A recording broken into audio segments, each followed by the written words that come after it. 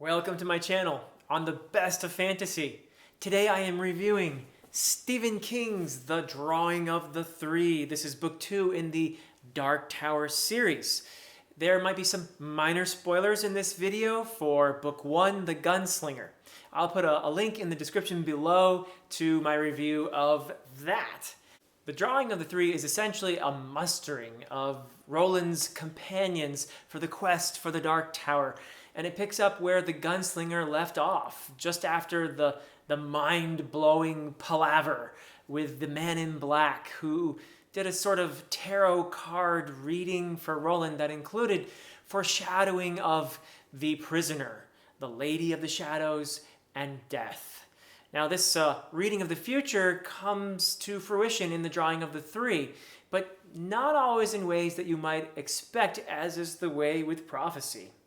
Now, you could be forgiven for thinking that a tortured stroll along a seemingly endless beach in search of doorways to a parallel universe would be an odd premise for a book, but King somehow makes it work.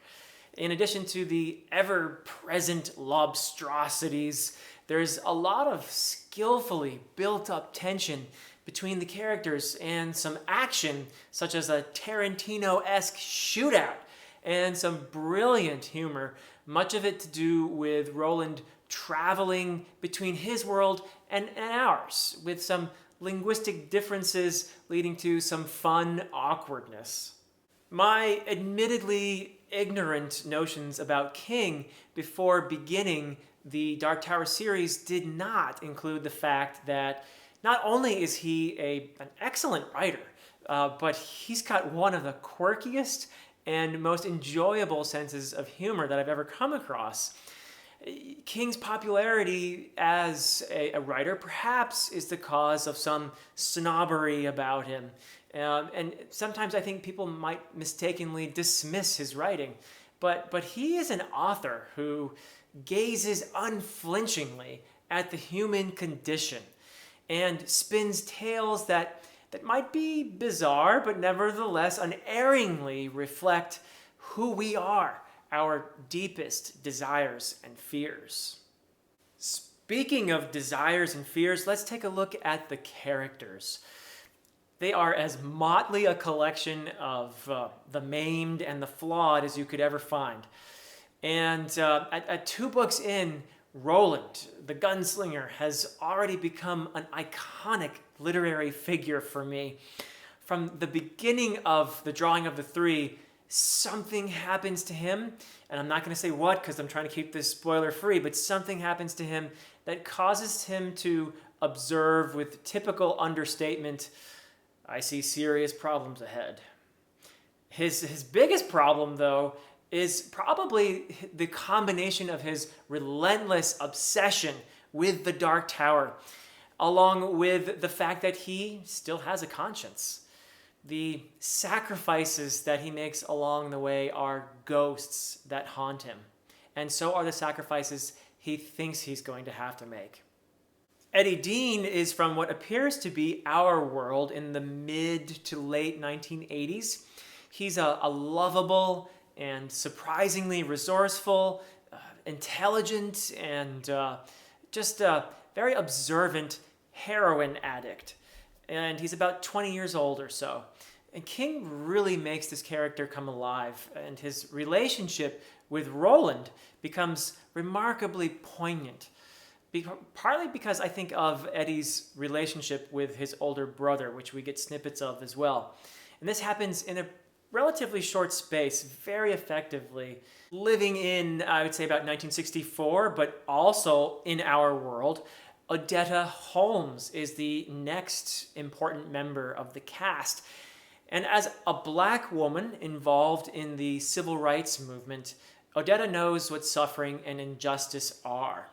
She has also suffered some personal traumas, including a terrible injury as a child and the loss of both legs above the knee when she was a young adult, just a few years prior to her appearance in the story. These moments are of just terrible trauma, and they are central to the plot, so I'm not going to say a whole lot about them. But I will say that Odetta also suffers from multiple personality disorder, and her alter ego, Detta Walker, is the hardest part of the book to read. And when I say hardest, I really mean most painful. It's a bit of a Dr. Jekyll and Mr. Hyde situation, but unlike Dr. Jekyll, Odetta Holmes is a genuinely lovely human being. Detta Walker, on the other hand, is consumed with anger and has the cunning and the will to act on that anger. The contrast between these two personalities could not be starker. And the theme of racism and the trauma that it inflicts is very painful reading in this book. Like other difficult themes or forms of violence, like rape, for example, it's really a very tricky thing to write about and to handle well. And though the book is from the 1980s, I would say that King's handling of the theme feels real to me, and I think it has aged pretty well, at least in my opinion. But it's still painful to read, and at times, I should warn you that there's a certain word that is loaded with hate, which I personally will not utter, and that's a personal choice, but this certain word appears many times in the book. The last character that Roland hijacks from our world is serial killer Jack Mort, whose last name should tell you something about him.